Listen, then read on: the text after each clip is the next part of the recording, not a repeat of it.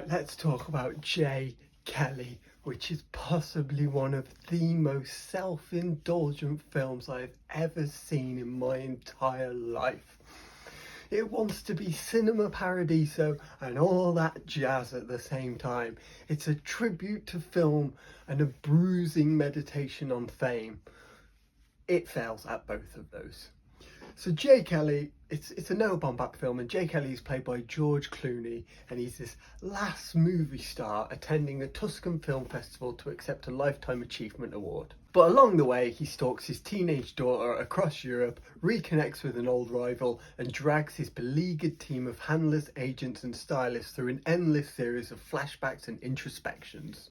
Clooney himself is affable and charming as always. It's espresso advert Clooney you get in this.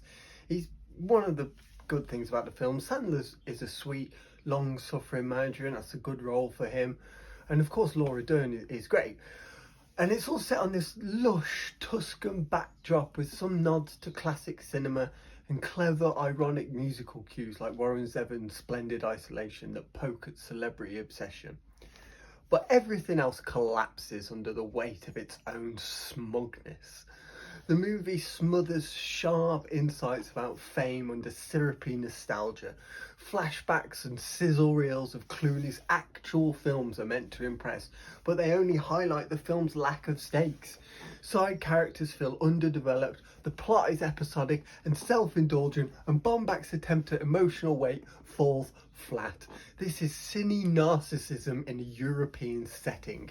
Even the beauty of Tuscany and Clooney's natural charisma can't rescue a movie that confuses self-reflection with self-congratulation.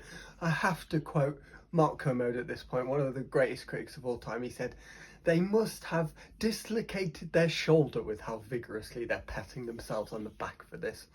J. Kelly is pleasant to look at, but infuriating to sit through, and ultimately forgettable. I literally can barely remember a moment from it, except for when Jamie Demetriou pops up.